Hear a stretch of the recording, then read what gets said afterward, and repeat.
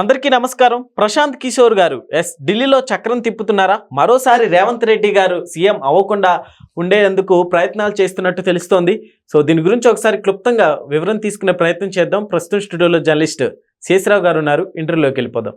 Hello sir. Hello sir, ఇప్పుడు అంటే ప్రశాంత్ కిషోర్ గారు చక్రం తిప్పుతున్నారంటే ఏమంటారు? ఇప్పుడు కొన్ని రాజకీయపరమైనటువంటి మార్పులు కదలికలను కనుక మనం నిశ్చితంగా పరిశీలిస్తే తెలంగాణ మీద కానీ లేదంటే ఢిల్లీలో కాంగ్రెస్లో కానీ ఏదో జరగబోతుంది అనేటువంటి అనుమానం, అలాంటి అభిప్రాయం రాక తప్పదు. కారణం ఏంటంటే తాజాగా ప్రశాంత్ కిషోర్ గారు ప్రియాంక గాంధీని కలిశారు. ఓకే. ప్రియాంక గాంధీని కలిసి ఏం చెప్పుంటారు? ఆయన బేసికల్గా ఆయన రాజకీయ వ్యూహకర్త. ఏం చెప్పుంటారు? రాబోయేటువంటి రోజుల్లో బీజేపీ బదులుగా దేశంలో ఢిల్లీ పీఠాన్ని ఎక్కాలంటే ఏం చేయాలి అనే దాని మీద ఆయన రిపోర్ట్ ఇచ్చుంటారు. గతంలో 2024 లోక్సభ ఎన్నికలకు ముందు ప్రశాంత్ కిషోర్ గారు సోనియా గాంధీని కలిశారు. సోనియా గాంధీని కలవడానికి ముందుగా కేసీఆర్ గారిని కూడా కలిశారు ఫామ్ హౌస్లో, ప్రగతి భవన్లోనే ఫామ్ హౌస్లోనే కలిశారు. అప్పట్లో ఆయన కలిసినప్పుడు వచ్చినటువంటి అభిప్రాయం ఏంటి? అప్పట్లో రాజకీయపరమైనటువంటి ఈక్వేషన్స్, దేశకీ నేతగా కేసీఆర్ గారిని ప్రొజెక్ట్ చేయాలి, ఓకే, కాంగ్రెస్ పార్టీ బలమైనటువంటి ప్రాంతీయ పార్టీలతోటి పొత్తు పెట్టుకొని ఎలక్షన్కి వెళ్ళాలి, అప్పుడే బీజేపీని ఎదుర్కోగలరు అనేటువంటి ఈక్వేషన్ ఆయన చెప్పారు. కానీ సోనియా గాంధీ గారికి ఆయన ఇచ్చినటువంటి ప్రజెంటేషన్, పవర్ పాయింట్ ప్రజెంటేషన్ కూడా ఇచ్చారు. కాంగ్రెస్ పార్టీ ఎలా బలపడుతుంది అనేది అప్పట్లో కొన్ని హింట్స్ ఆయన ఇచ్చారు.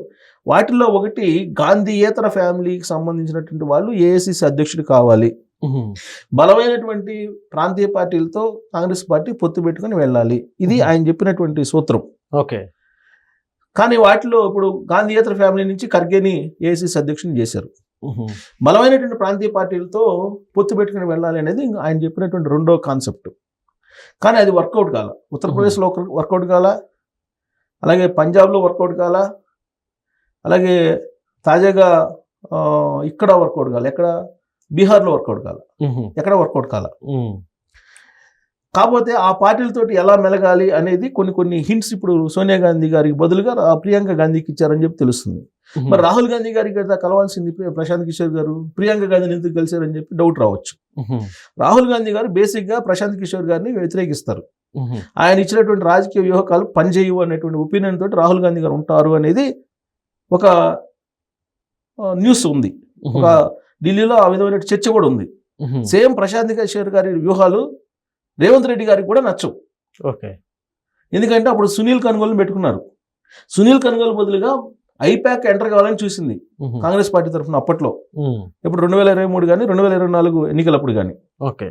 కానీ రేవంత్ రెడ్డి గారు కానీ లేదా రాహుల్ గాంధీ గారు కానీ వీళ్ళు ప్రశాంత్ కిషోర్ రాజకీయ వ్యూహాలని పక్కన పెట్టేశారు, వద్దని చెప్పారు. కారణం ఏంటంటే ఆయన కాంగ్రెస్ పార్టీ మీద గుత్తాధిపత్యం చలాయించాలని ప్రయత్నం చేస్తున్నాడు, దాంట్లో భాగంగా ఆయన ఎంటర్ కావాలని చూస్తున్నాడు అని చెప్పి ఆయన్ని స్కిప్ చేసేసారు. పైగా 2017లో ఉత్తరప్రదేశ్లో జరిగినటువంటి అసెంబ్లీ ఎన్నికల్లో అప్పుడు చాయ్ పే చర్చ లాగా పేట్కా చర్చ అని ఒకటి పెట్టారు.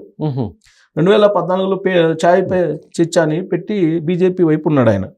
2017లో ఉత్తరప్రదేశ్ అసెంబ్లీ ఎన్నికల సందర్భంగా పేట్ పే చర్చ అని పెట్టాడు ఆయన. అది అట్టర్ ఫ్లాప్ అయింది. రాహుల్ గాంధీకి అది వర్కౌట్ కాల ప్రశాంత్ కిషోర్ వ్యూహం. ఓకే. అట్టర్ ఫ్లాప్ అయింది. ఆ రోజు ఉత్తరప్రదేశ్లో గెలవల కాంగ్రెస్ పార్టీ, అసలు నామరూపాలు లేకుండా పోయింది. సో కాబట్టి అప్పటి నుంచి దగ్గర జారిన ఇట్లా. కానీ ఇప్పుడు కాంగ్రెస్ పార్టీ అప్పుడు కూడా 2023, 2024 సందర్భంగా కాంగ్రెస్ పార్టీ స్కిప్ చేసిన క్రమంలో ఆయన వెళ్ళి ఏం చేశాడు? బీహార్లో కొత్త పార్టీ పెట్టాడు. బీహార్లో కొత్త పార్టీ పెట్టి ఆయన మొన్న అసెంబ్లీ ఎన్నికల్లో పార్టిసిపేట్ చేశాడు. పార్టిసిపేట్ చేస్తే ఏమైంది? ఆయన పార్టీకి జీరో రావడంతో పాటు ఓట్లకు సంబంధించి దారుణమైన నోటాకు వచ్చినటువంటి ఓట్లు కూడా రాలా. ఓకే. సో ఆయన వ్యూహం ఏంటి, ఆయన సత్తా ఏందని తెలిసిపోయింది. దాంతో ఇప్పుడు ఏం చేస్తున్నాడు? ఆయన కాంగ్రెస్ పార్టీలో మళ్ళీ చేరాలనే ప్రయత్నం చేస్తున్నాడు అనేది ఢిల్లీ వర్గాల్లో జరుగుతున్నటువంటి బలమైనటువంటి చర్చ. చేర్చుకుంటారంటారా? ఇప్పుడు ఆ పాయింట్ దగ్గరే ఎందుకు చేర్చుకోవాలి అతన్ని? రేవంత్ రెడ్డిని మళ్ళీ సీఎంగా అసలు చేయను, నేను సీఎం ఒకవేళ సీఎం అయినా కానీ నేను అడ్డుకుంటా అనేటువంటి స్టేట్మెంట్ ఇచ్చాడు ఆయన బీహార్లో. రేవంత్ రెడ్డిని అసలు బీహార్ రాకుండా చేయాలనేటువంటి ఉద్దేశంతో ఆయన బీహార్ డిఎన్ఏ అని చెప్పి ఒక కామెంట్ చేశాడు అక్కడికి వెళ్ళి రేవంత్ రెడ్డి గారు. బీహార్ డిఎన్ఏ గురించి ప్రశాంత్ కిషోర్ గారు మాట్లాడారు. బీహార్ డిఎన్ఏ అంటే ఏంటంటే, నేను గంటకి సలహాలు ఇచ్చినందుకు 200 కోట్లు తీసుకుంటానని చెప్పాడు ఆయన. ఆ బీహార్ డిఎన్ఏ గురించి. ఓకే. సో అప్పటి నుంచి రేవంత్ రెడ్డి గారు బీహార్ డిఎన్ఏ గురించి మాట్లాడతాడా, ఎలా మళ్ళీ ఇంకోసారి సీఎం ఎట్టా అవుతాడో నేను చూస్తానని చెప్పేసి ఆయన ఒక స్టేట్మెంట్ ఇచ్చాడు. ఆ స్టేట్మెంట్ ఎవరికి నచ్చుతుంది? బీఆర్ఎస్ పార్టీ లీడర్కి నచ్చుతుంది, కేసీఆర్ గారికి నచ్చుతుంది, అంతే కదా. శత్రు మిత్రుడు అనమాట.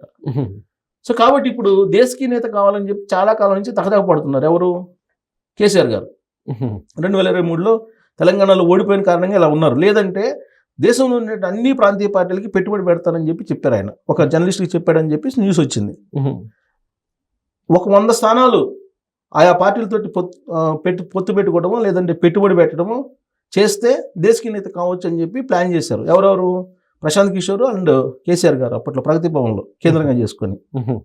అసలు నరేంద్ర మోడీ గారికి ఏం తెలుసు, బీజేపీకి ఏం తెలుసు, నీళ్లు నిధులు నియామకాలు ఎలా వాడుకోవాలనో నేను చెప్తానని చెప్పేసి బయలుదేరాడు. ప్రత్యేక విమానాన్ని కొనుక్కుంటున్నానని చెప్పి అనౌన్స్ చేశాడు. ప్రత్యేక హెలికాప్టర్లు తీసుకుంటున్నానని చెప్పి అనౌన్స్ చేశాడు.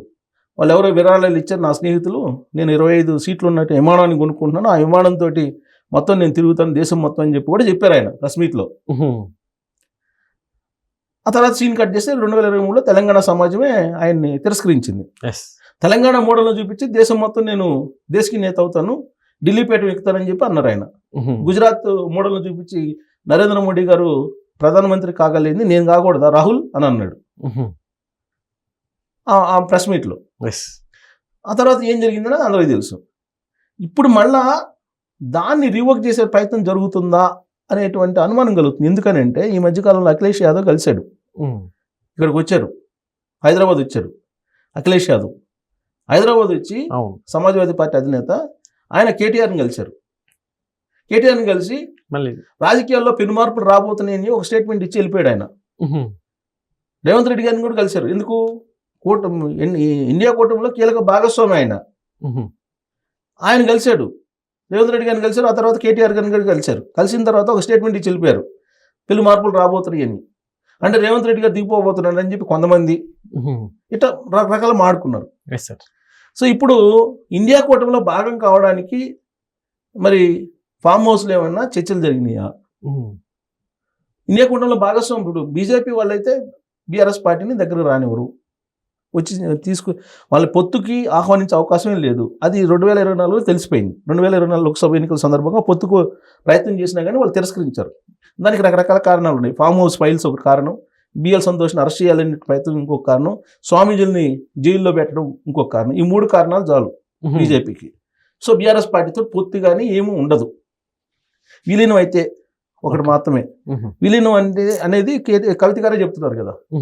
కాబట్టి ప్రత్యామ్నాయంగా కాంగ్రెస్ పార్టీ తోటి జతగట్టి వెళ్ళాలని బీఆర్ఎస్ పార్టీ భావిస్తున్నట్టు ఇప్పుడు పరిణామాలన్నీ కనిపిస్తున్నాయి. దీనికి బీజం వేసింది, దీనికి ఆజ్యం పోసింది ఎవరు? ప్రశాంత్ కిషోర్ ఢిల్లీలో ప్రియాంకతో డీల్ చేస్తున్నాడు. ఎందుకు? రాహుల్ గాంధీ యాక్సెప్ట్ చేయడు కాబట్టి. At the same time Rahul Gandhi ప్రియాంకని కలిసినటువంటి మరుసటి రోజే రేవంత్ రెడ్డి గారు ఢిల్లీ వెళ్ళారు. ఢిల్లీలో ఉన్నారు.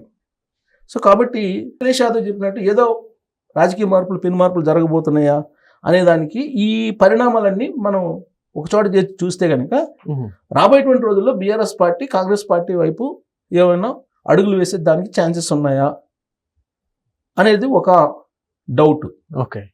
2, ప్రశాంత్ కిషోర్ కాంగ్రెస్ పార్టీలో చేరడానికి ప్రియాంక గాంధీని కలిశారా ఆ కారణంతో అనేది 2. 3 ఏంటంటే ఇప్పుడు ఉన్నటువంటి పరిస్థితుల్లో కాంగ్రెస్ పార్టీ దేశం ఈక్వేషన్లో చూసుకుంటే అఖిలేష్ యాదవ్ ఇక్కడికి వచ్చాడు కాబట్టి ఈ కాంగ్రెస్ పార్టీ వీళ్ళని కూడా కలుపుకొని దేశంలో ఢిల్లీ పీఠం వైపు ఏమైనా అడుగులు వేసే అవకాశం ఉందా, అలాంటి మార్పులు ఏమైనా వస్తాయా అనేది ఒకటి. ఈ 3 పాయింట్లు సింక్ అవుతున్నాయి. ఓకే. ప్రశాంత్ కిషోర్ ప్రియాంక గాంధీని కలిశారు కాబట్టి. సో ప్రశాంత్ కిషోర్ని యాక్సెప్ట్ చేస్తారా అనేది ముందు ఫైనల్ అయితే తర్వాత ఈ పరిణామాలన్నీ రాహుల్ గాంధీ యాక్సెప్ట్ చేయాలి. ఎందుకంటే ప్రియాంక గాంధీ దగ్గరికి వెళ్తున్నందువల్ల రాహుల్ గాంధీ యాక్సెప్ట్ చేయకపోతే వర్కౌట్ కాదు. ఆయన ఫీల్ అయినటువంటి రాజకీయ యువకర్త, ఆయనే రాజకీయంగా ఫెయిల్ అయ్యాడు కదా. ఇంకా ఆయన్ని రాజకీయ యువకర్తగా ఎవరు పరిగణిస్తారు? కాంగ్రెస్ పార్టీలో తీసుకున్నా కానీ కాంగ్రెస్ పార్టీలో ప్రాధాన్యత ఎందుకు ఇస్తారు? ఆల్రెడీ సునీల్ కనుగోలు లాంటి వాళ్ళు అక్కడ ఉన్నారు. సో కాబట్టి ప్రశాంత్ కిషోర్ చేస్తున్నటువంటి ప్రయత్నం ఏదైతే ఉందో అది ఫలించే అవకాశం ఉందా అని అంటే భాగస్వామ్య పక్షాలు ఏమన్నా ఒకవేళ యాక్సెప్ట్ చేస్తే అవుతుంది, లేదంటే కాదు, అయ్యే అవకాశం లేదు. Okay okay sir, thank you.